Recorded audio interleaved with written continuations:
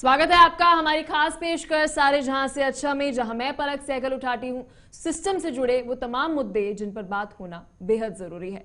आने वाले समय के अंदर इंडियन इकोनॉमी के अंदर 7% तक बढ़ने की उम्मीद है। सेक्टर जैसे इंफ्रास्ट्रक्चर और ऑटोमोबाइल्स को एक नए सिरे से बूस्ट मिलेगा जो आगे और कहीं सारी डिमांड जनरेट करेगा। तो देश में बिजली और स्टील के लिए माइनिंग सेक्टर इन तेजी से ग्रो हो रहे सेक्टर्स को रॉ मटेरियल्स देगा। तो 2017 और 18 के दौरान मिनरल प्रोडक्शन का कुल मूल्य रहा जो है वो है 16.6 अरब डॉलर का, जो पास्ट ईयर्स के कंपैरिजन में लगभग 13% की वृद्धि दर्शाता है। यानी कि मिनरल की प्रोडक्शन की अगर हम बात करें तो वो बढ़ रही है। अभी जीडीपी में माइनिंग सेक्टर का योगदान 2.3% से लेकर 2.5% तक है। ये एक एम्प्लॉयमेंट जनरेशन सेक्टर भी है और स्किल्ड और अनस्किल्ड लेबर दोनों के लिए ही एम्प्लॉयमेंट जनरेशन करता है। लेकिन एक और जहां माइनिंग सेक्टर इकोनॉमी के लिए महत्वपूर्ण है तो हमारे एनवायरमेंट के लिए उतना ही खतरनाक है। और इसकी सबसे बड़ी समस्या है अवैध खनन की समस्या, इलीगल माइनिंग। तो अगर आने वाले समय में मिनरल प्रोडक्शन के लिए इंपॉर्टेंट है तो फिर आने वाले समय के लिए क्लाइमेट क्राइसिस भी हमारे सामने है और साथ ही अवैध खनन पर रोक लगाना उससे भी बड़ी चुनौती है। तो क्या होनी चाहिए हमारे आगे की राह, आज इसी मुद्दे पर होगी हमारी चर्चा। लेकिन पहले हम ग्राफिक्स की ओर नजर डालते हैं और जानते हैं क्या है हमारी माइनिंग सेक्टर की स्थिति। तो माइनिंग सेक्टर के लिए नेशनल मिनरल पॉलिसी जो है 2019 के अंदर लाई गई। इसको निजी क्षेत्र के साथ रेवेन्यू शेयरिंग का एक मॉडल जो है वो स्थापित किया गया। तो माइनिंग सेक्टर के अंदर रिफॉर्म्स के लिए 2019 में एक सस्टेनेबल डेवलपमेंट की बात जो है वह की गई। तो माइनिंग लीज का ट्रांसफर का एक प्रोविजन जो है वह लेकर आया गया। साथ ही डेडिकेटेड मिनरल कॉरिडोर का निर्माण जो है किया गया, यानी कि इसी क्षेत्र के अंदर माइनिंग होगी। तो long term policy export import for mineral जो है, और साथ ही करों को, टैक्सेस की अगर हम बात करें, साथ ही शुल्कों की बात करें, रॉयल्टी फीस की बात करें, तो उसको इंटरनेशनल मानकों के अनुरूप जो है वो लाया गया, यानी कि इंटरनेशनल स्टैंडर्ड्स के अकॉर्डिंग। तो नियमों के लिए ई गवर्नेंस, आईटी सक्षम सिस्टम, जागरूकता के प्रावधान जो है वह लेकर आए गए। इसी बीच आने वाली पीढ़ी के लिए जो समानता है, यानी कि आने वाली पीढ़ी के लिए मिनरल्स रहे, इसका भी एक मोटिव जो है इस नेशनल मिनरल पॉलिसी के अंदर 2019 के अंदर बनाया गया। तो हमारी आने वाली जनरेशन के लिए मिनरल्स रहे और साथ ही माइनिंग सेक्टर में बेहद जरूरी सस्टेनेबल डेवलपमेंट का लक्ष्य जो है इस पॉलिसी के अंदर रखा। लेकिन इसी बीच माइनिंग सेक्टर की सबसे बड़ी चुनौती अवैध खनन। देश में हर साल 1 लाख अवैध खनन की घटनाएं होती हैं। तो इसका मतलब यह है कि हर महीने 8,833 अवैध खनन की घटनाएं, और ये आंकड़े जो है वे मिनिस्ट्री ऑफ एनवायरमेंट की तरफ से दिए गए हैं। हर दिन 294 अवैध खनन की घटनाएं, तो हर घंटे 12 घटनाएं हो गई। तो आप सोचिए कि 1 घंटे के अंदर हमारे देश के अंदर 12 घटनाएं अवैध खनन की हो रही हैं। तो देश की कोई ना कोई नदी और पहाड़ अवैध रूप से खोदा जा रहा है। इसी बीच देश की मिनरल रिसोर्स को खुलेआम लूटा जा रहा है। इसके ऊपर कोई रेगुलेशन नहीं होते हुए कई क्षेत्रों में नजर नहीं आ रही है।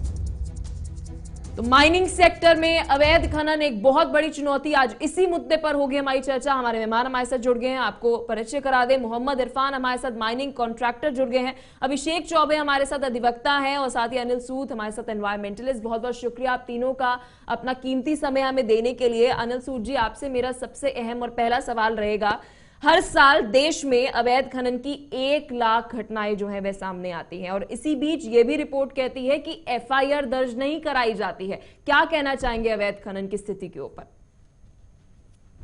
थैंक यू पलक। सबसे इंटरेस्टिंग चीज जो पिछले 2 साल पहले नजर आई, सुप्रीम कोर्ट की नजर होते हुए राजस्थान की लगभग 32 पहाड़ गायब हो गए। अब आप ये सोचिए कि 32 पहाड़ अगर गायब हो जाएं, तो वो भी जब मैटर सुप्रीम कोर्ट में हो तो उसका क्या नतीजा निकलेगा। पहाड़ अपने आप में गायब होना एक सीरियस इशू है, और आप ये भी देखें कि कई जगह पे जो है अभी भी इनलीगल माइनिंग चल रही है और उसके ऊपर कोई रोक नहीं है। हालांकि इसके ऊपर रोज खबरें भी आती हैं, कई बार लोग मारे भी जाते हैं, ऑफिसर्स के ऊपर भी अटैक होता है। तो ये सारी चीजें बहुत ही एक भयानक रूप ले चुकी हैं। और इन भयानक रूप लेने का कारण ये है कि कहीं ना कहीं ऊपर संरक्षण का कहीं से हाथ है। तो इसका कंट्रोल होना बहुत जरूरी है। और जहां ministry of environment and forest का सवाल रहा, तो इसका नाम बदल के रख देना चाहिए ministry of eradication of forest and cash collection. क्योंकि इनको जो है सिवाय पॉलिसी बनाने के और कोई काम नहीं है। पॉलिसीज एसी रूम में बैठ के बन जाती हैं, which are nothing but like Perry Mason stories. तो उसका जमीनी हकीकत से कोई लेना देना नहीं है। Policies are on paper, enforcement is on paper and jungle raj is prevailing. Over to you. Abhishek ji, आपके पास आना चाहूंगी। अनिल सूद ने सुप्रीम कोर्ट का जिक्र किया, मैं भी जिक्र करने वाली थी। 2002 के अंदर सुप्रीम कोर्ट ने अरावली हिल्स के ऊपर माइनिंग जो है वो बैन कर दी थी। उसके बावजूद भी सुप्रीम कोर्ट की तरफ से 2018 के अंदर ये आंकड़े जो है पेश किए गए कि जी 2018 में ये कहा गया कि 1968 से लेकर 2018 तक, आई रिपीट 1968 से लेकर 2018 तक 50 साल के अंदर 25% अरावली हिल्स जो है वो खत्म हो गए। क्या कहना चाहेंगे आप? पलक जी नमस्कार, आपके सभी दर्शकों को। ये निश्चित रूप से मैं इस बात से सहमत हूँ कि इलीगल माइनिंग जो है, अवैध खनन, ये एक बहुत बड़ी समस्या रही है हमारे देश में। चाहे वो राजस्थान हो, चाहे वो गोवा हो, चाहे वो कर्नाटका हो, चाहे वो उत्तर प्रदेश हो, चाहे दिल्ली हो, चाहे पूरे भारत में कमोबेश एक ही तरह से ये माइनिंग का अप्रोच है। और इसके लिए समय समय पर हमारे जो SDF, जो sustainable development framework for the mining, एक ये डेवलप करने की बात की गई थी कि जितने भी नोडल एजेंसीज हैं, नोडल एजेंसीज इन अ वे की, जैसे ministry of environment, forest, climate change है, जो प्लानिंग कमीशन है, जो स्टेट गवर्नमेंट्स हैं, सभी को मिला करके एक नेशनल पॉलिसी बनाई जाए to curb the illegal mining.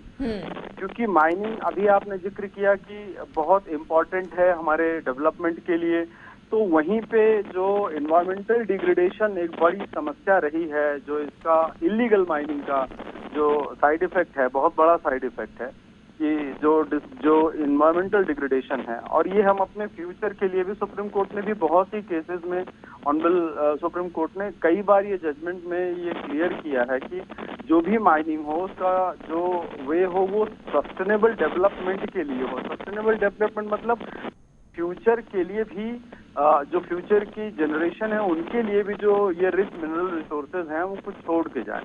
लेकिन मैं सहमत हूँ इन बातों से कि जो हमारे 21 हो चाहे, लेकिन सस्टेनेबल डेवलपमेंट अभिषेक जी कैसे होगी जब सस्टेनेबल डेवलपमेंट के लिए जितनी भी अवैध खनन हो रही है, पहले तो उसको रोकना पड़ेगा। सबसे बड़ा रूट कॉज तो वही है ना। मैं उसी पे आ रहा हूँ क्योंकि इलीगल माइनिंग में जो IPC में है वो 379 है, 379 IPC का है। उसके बाद 21, 22 और सेक्शन 4। और एक बड़ी बात आपको बताऊं कि section 23C of MMDR act 1957 ये एम्पावर करता है स्टेट गवर्नमेंट को कि वो जो इलीगल माइनिंग है या जो माइनिंग रिलेटेड प्रॉब्लम है उसको कर्ब करने के लिए कोई भी नियम बना सकते हैं। और विभिन्न राज्यों ने बनाया भी है, लेकिन वो पूरे इन्फोर्स नहीं हो पा रहा है। तो हमारे साथ माइनिंग कॉन्ट्रैक्टर हैं मोहम्मद इरफान जी। क्या कारण है पॉलिसीज जो है वे बन जाती हैं, उसके बावजूद भी अवैध खनन की घटनाएं जो है वे कम होने का नाम नहीं ले रही? क्या कहना चाहेंगे आप?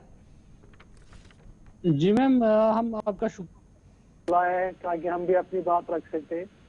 जैसे कि इससे पहले जब कश्मीर में ये ऑक्शन नहीं था, इलीगल माइनिंग हो रही थी। हेलो जी, आपकी आवाज हम तक पहुंच रही है। जी, इलीगल माइनिंग बहुत सालों से होती थी कश्मीर में भी। वहाँ यहाँ पे भी पहाड़ खोदे गए, दरिया लूटे गए। फिर हम बहुत ही शुक्रगुजार हैं मनोज सिन्हा सर जिसने यहाँ पे ऑक्शन करवाया है। यहाँ पे विद प्रॉपर गाइडेंस के साथ, विद जहाँ जो हमें EC में लिखा गया है उसके मुताबिक भी काम चल रहा है। इससे और एक अच्छी बात हुई है रिसेंटली जो यहाँ पे वेब डेवलप हुआ है G2B2C। हम बहुत ही शुक्रगुजार हैं कमिश्नर सेक्रेटरी अमित सर का भी। उसने ये लॉन्च कर दिया कश्मीर में। इससे क्या हो गया, ट्रांसपेरेंसी बहुत ही आ गई यहाँ पे। जैसे कि हमें बताया गया EC में हमने 2 मीटर नीचे जाना है, हम उसी के मुताबिक कर रहे हैं।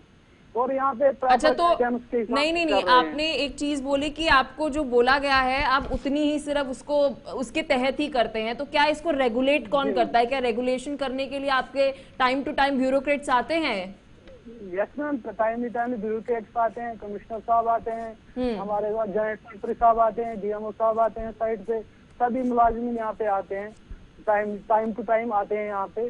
सबसे बड़ी बात मैं ये कहना चाहता हूँ कि यहाँ पे बहुत ही कश्मीर में इससे पहले इलीगल माइनिंग होती थी, हजारों सालों से होती आ रही है, लेकिन जब से ई ऑक्शन का सिलसिला हुआ है तब से बहुत ही रेयर हो गई है इलीगल माइनिंग, और लोगों को भी फायदा पहुंच रहा है। अब ऑनलाइन जो सारा सिस्टम हो गया है।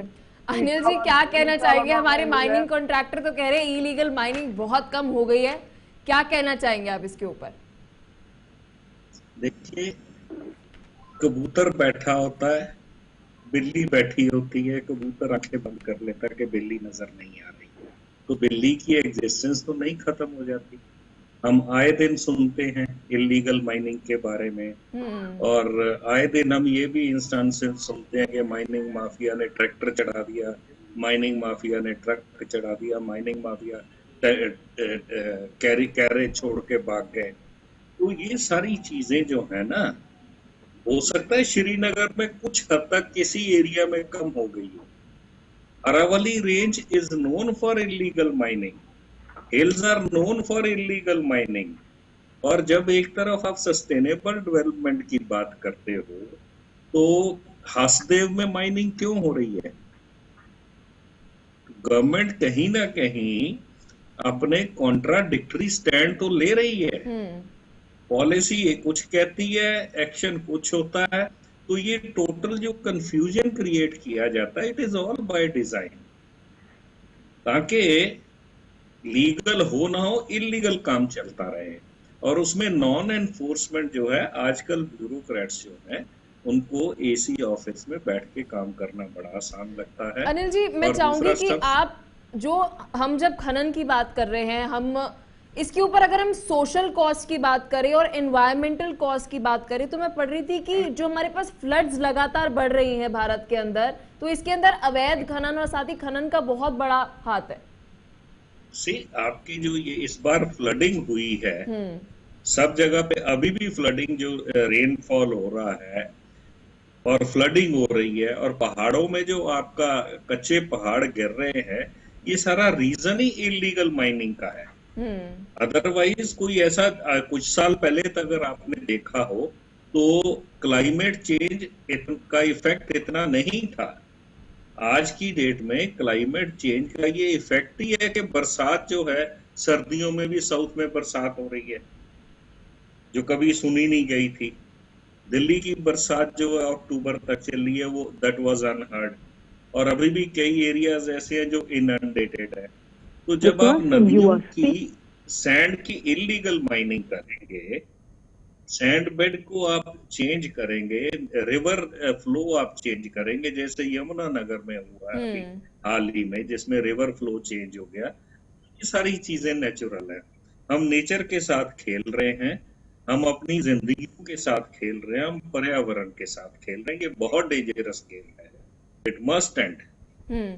अभिषेक जी, आपके पास में आना चाहूंगी, तो जी आपके पास अनिल जी वापस आती हूँ। अभिषेक जी, आपके पास में आना चाहूंगी। मैं पढ़ रही थी कि सेंट्रल गवर्नमेंट द्वारा जो है सैटेलाइट्स का यूज किया जाता है, और सैटेलाइट्स का यूज करके कि कहां पर अवैध खनन की घटनाएं हो रही हैं, इसके संकेत स्टेट गवर्नमेंट्स को दिए जाते हैं, राज्य सरकार को दिए जाते हैं। तो ये समझ नहीं आ पा रहा, जब collectively command and control state और सेंट्रल गवर्नमेंट के बीच में हो रहा है, तो अवैध खनन की घटनाएं थम क्यों नहीं रही, रुक क्यों नहीं रही? जी अभिषेक जी।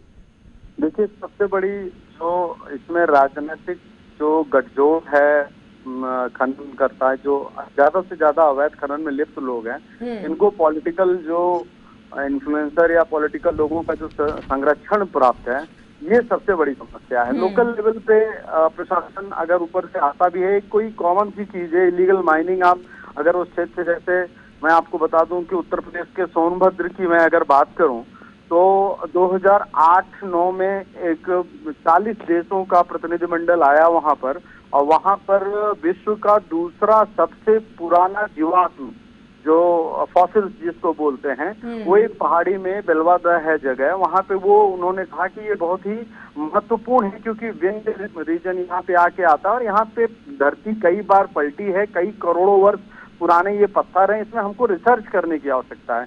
आपको जान के ये ताजुब होगा कि 14 साल के अंदर आज वहाँ पे 150 फीट खाई है, वो पहाड़ अब नहीं है।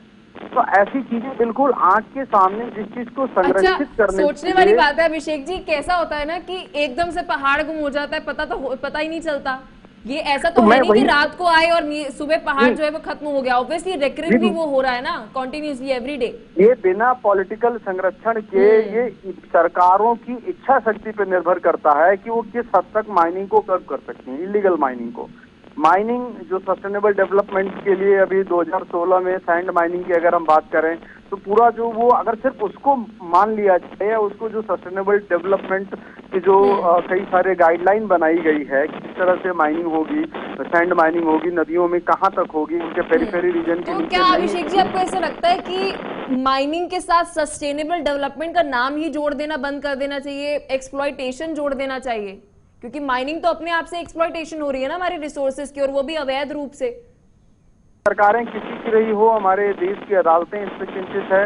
एनजीटी, ऑनरेबल एनजीटी हो या ऑनरेबल सुप्रीम कोर्ट हो, विभिन्न हाई कोर्टों के आदेश पारित हुए हैं, लेकिन जब राजनीतिक इच्छा शक्ति ही कमजोर हो तो मुझे नहीं लगता कि इस तरह की जो अवैध खनन है इन पे रोक लग पाएगा। और ये भविष्य के लिए चेतावनी है। आप जो बाढ़ है, जो मौसम का परिवर्तन है, लोग सोचते हैं कि इलीगल माइनिंग से कुछ भी नहीं होता। मैं आपको बता दूं, नदियों की जो पूरी वो है वो चेंज हो जाए, उसमें इन्वायरमेंटल स्टडीज है। यहाँ पे कोई इन्वायरमेंटलिस्ट भी हैं, आप उनसे पूछेंगे तो वो ज्यादा प्रकाश डालेंगे कि सिर्फ इस पे नहीं पूरी बायोडाइवर्सिटी पे असर पड़ता है। मैंने 2-3 मुकदमों में मैंने इलीगल माइनिंग को लेकर के कई करोड़ों की कॉस्ट इम्पोज होती है उन पे पलक जी, उसके बाद ही वो मुस्कुरा के उस करोड़ों रुपए दे करके फिर से वही काम करते हैं। They are doing repeatedly the same thing, लेकिन उनको कोई डर नहीं है। उसके पीछे रीजन ये है कि उनको लगता है ठीक है अगर कॉस्ट इम्पोज हुई, क्योंकि कोई सरकार 15 गुना लगाती है, कोई 10 गुना लगाती है, कोई 25 गुना कॉस्ट लगाती है। इलीगल माइनिंग पे पहले सिर्फ आप पे कॉस्ट लगाई जाएगी। और इलीगल माइनिंग पे होना ये चाहिए कि आपकी माइनिंग लीज कैंसिल हो जाए, लेकिन हमारे जो कानून है उसमें ही है कि माइनिंग लीज कैंसिल करना बड़ा टेढ़ी खीर हो जाती है। इतना आसान नहीं होता कि आप एक बार माइनिंग लीज अलॉट हो जाए और वही लोग इलीगल माइनिंग करते हैं जिनको लीज आवंटित है, उसके आड़ में वो इलीगल माइनिंग करते हैं। मोहम्मद इरफान जी क्या कहना चाहेंगे? अभिषेक जी ने बहुत बड़ी टर्म दी है अभी कि जिन लोगों को लीज मिली जाती है ना वही उसका दुरुपयोग करते हैं। जी मोहम्मद जी। जी मैम, जी है, जैसे कि अभी सर बता रहे थे कि लोगों को धमकाया जा रहा है, ट्रैक्टर चढ़ाया जाता है। जहाँ तक मैं कश्मीर की बात कर रहा हूँ, यहाँ पे ये ऑक्शन जो करवाया गवर्नमेंट ने, हम वहाँ पे कॉन्ट्रैक्ट का काम करते हैं, तो यहाँ पे ऐसा नहीं है कि लोगों को धमकाया जाता है, लोगों के ऊपर ट्रैक्टर चलाया जाता है। देखो मैम, हम आपसे बात कर रहे हैं सर, कहीं ऐसा तो नहीं है मोहम्मद इरफान जी, कहीं ऐसा तो नहीं आप एक रोजी पिक्चर दिखाने की कोशिश कर रहे हैं क्योंकि आप स्टेक होल्डर हैं इस इंडस्ट्री के? नहीं, मैं चाहूंगी आप थोड़ा रोशनी डालिए, थोड़ा तो सच बोलिए, कोई बात नहीं। नहीं मैम, ऐसी बात नहीं है, हम तो ऑब्वियसली सच ही बताते हैं हमेशा। तो मकान तो बनाने, लोगों को तो मकान कंस्ट्रक्शन तो करनी है, तो आप ही सर ही बताएगा उसका अल्टरनेटिव क्या रहेगा फिर। तो मोहम्मद जी, मेरे को समझ नहीं आ रहा, शायद मेरे सर के ऊपर से बात जा रही हो। अगर आप कह रहे हैं कि इतना ही अच्छे से सब कुछ ये इंडस्ट्री के अंदर हो रहा है, तो डेली न्यूज़पेपर के अंदर, आई रिपीट, डेली न्यूज़पेपर के अंदर अवैध खनन की घटनाएं और साथ ही जर्नलिस्ट की कोई मौत हो जाती है। अभी मेरे पास आंकड़े भी हैं कि इतने सालों के अंदर इतने जर्नलिस्ट जो इनकी मौत हो गई, कितने स्टेक होल्डर्स की मौत हो गई। हाँ मैम, वो तो अच्छी बात है, लेकिन मैं कश्मीर की बात कर रहा हूँ। यहाँ पे मुझे आप दिखा दीजिए एक जगह कहाँ पे जर्नलिस्ट को धमकाया गया है या जर्नलिस्ट को मारा गया है। मैं कश्मीर की बात कर रहा हूँ, बाहर की बात मैं नहीं कर रहा हूँ, चाहे यूपी में या राजस्थान में, मैं वहाँ की बात नहीं कर रहा हूँ, मैं स्पेशली कश्मीर की बात कर रहा हूँ। तो आप इस अभिषेक जी की स्टेटमेंट में क्या कहना चाहेंगे कि जिन लोगों को लीज मिलती है वही इस चीज का मिसयूज करते हैं, इस पर क्या कहना चाहेंगे आप? नहीं मैम, ऐसी बात नहीं है कि मिसयूज करेंगे। इसके लिए बैठी है एडमिनिस्ट्रेशन, रेगुलरली चेक कर रही है। यहाँ पे जो भी हमारे माइनिंग ऑफिसर्स हैं, डायरेक्टर साहब हैं, कमिश्नर सेक्रेटरी साहब हैं, वो रेगुलरली चेक करते हैं। उनके अपने जो उनका स्टाफ है वो रेगुलरली वहाँ हमारे पास आते हैं, वो चेक करते हैं, क्योंकि अभी तो ऑनलाइन है मैम। जैसे कि अभी रिसेंटली G2B2C हुआ है, उसके लिए हम बहुत ही शुक्रगुजार हैं अमित सर के, जिसने ये करवाया है। अभी तो लोगों को अच्छी रेट्स मिल रहे हैं, अच्छे दामों में मटेरियल डोर टू डोर जा रहा है। घर बैठे ही आप जैसे कि फ्लिपकार्ट, ई मार्केट प्लेसेस जैसे हैं, अब तो वैसे भी यहाँ पे चल रहा है, घर बैठे ही सारा मटेरियल पहुंच जाता है। जी इरफान जी, तो अनिल सूद जी ऑल गुड चल रहा है, ऑल गुड है, कुछ प्रॉब्लम नहीं है। तो मैं इसी पे आंकड़े पेश करना चाहूंगी। 2016 के अंदर सुप्रीम कोर्ट ये बता रहा है कि 1 लाख केसेस है इलीगल माइनिंग के। ये सुप्रीम कोर्ट बता रहा है कि 1 लाख इलीगल माइनिंग के मामले हैं और रिपोर्ट सिर्फ 6000 हुए हैं। सर क्या कहना चाहेंगे अनिल जी? उसमें सिचुएशन मेरे को लगता ये है कि जो सैटेलाइट द्वारा मॉनिटरिंग की जा रही वहां क्लाउड आ जाता है। तो जब क्लाउड आ जाता है तो सैटेलाइट इमेजिंग खत्म हो जाती है। जब क्लाउड रडार को बंद कर सकता है तो क्लाउड इसको भी बंद कर देगा। तो सबसे हैरानी की चीज ये है, वही मैंने आपको पहले भी बताया कि कबूतर बिल्ली वाली कहानी है। कबूतर जो है उन्होंने आंखें बंद कर रखी हैं, बिल्ली की एग्जिस्टेंस है, और ये इलीगल माइनिंग का धंधा जो है ये प्रोटेक्शन के अंडर चल रहा है। पे क्या कहना चाहेंगे अनिल जी? जो सैटेलाइट्स का इस्तेमाल हो रहा है, मुझे तो लगता है बहुत अच्छी टेक्नोलॉजी, आपको तो झट से पता चल जाएगा जी यहाँ पे इलीगल माइनिंग हो रही है। इनके पास सब कुछ है, ये कुछ नहीं यूज होता, ये नाम के लिए ये है। क्योंकि अगर आप देखें हाईवे, नेशनल हाईवे अथॉरिटी के पास पूरा सॉफ्टवेयर और पूरे हाईवे को मॉनिटर ऑफिस में बैठ के कर सकते हैं, तो कौन करता है? कोई नहीं करता। ये सब दिखावे के लिए है, यूज कुछ नहीं होता। और जब कहीं गलती से कोई पूछ ले तो सैटेलाइट में ये दिक्कत आ गई है, लिंक में ये दिक्कत आ गई है, बादल आ गया जी, सैटेलाइट से इमेज नहीं दिखाई दिया। तो हमारे विल नहीं है कुछ करने की। Easy, everybody has adopted easy way of life के एसी दफ्तर में बैठ के कागज काले पीले करते रहो, जो नीचे से बंदे ने नोट पुट आउट किया साइन कर दो, कहानी खत्म। तो अगर इसको हम लार्जर पिक्चर के अंदर देखें अनिल सूद जी, तो हमारे पास अभी क्लाइमेट क्राइसिस बढ़ रही है और हमें देखने को मिल रहा है, कभी साइक्लोन्स, कभी फ्लड्स हम देखने को मिल रहे हैं। तो क्या विजन क्या है? क्या विजन है? Are we responsible? क्या जनता रिस्पॉन्सिबल है? इनका कहना तो यही है, सरकारी विभागों का कहना यह है कि जिम्मेवारी आम आदमी पे डाल दो। आम आदमी यूनाइटेड नहीं है, आम आदमी स्टेक होल्डर में नहीं आता, आम आदमी की सुनवाई कुछ नहीं है, अपनी कुर्सी बचाए रखो। ये स्टैंडर्ड प्रोटोकॉल आज की डेट में हर विभाग का, हर डिपार्टमेंट का बन चुका है। क्लाइमेट चेंज की जब बात करते हैं तो आम आदमी पे डाल दिया जाता है। जितने पोल्यूटर हैं इंक्लूडिंग माइनिंग, ये सारे के सारे जो हैं they are given safe escape route. आप ये देखिए, जब सस्टेनेबल डेवलपमेंट की हम बात करते हैं, सस्टेनेबल माइनिंग की बात करते हैं, सर मुझे ऐसा क्यों लगता है जब हम सस्टेनेबल डेवलपमेंट की बात करते हैं तो हम ज्यादा एक्सप्लॉइटेशन करते हैं? मुझे लगता है इस टर्म को इस्तेमाल ही नहीं करना चाहिए। नहीं, ये तो इसीलिए मैंने आपको नाम सुजेस्ट किया था ना कि नाम बदलने देना चाहिए, ministry of eradication of forest and cash collection.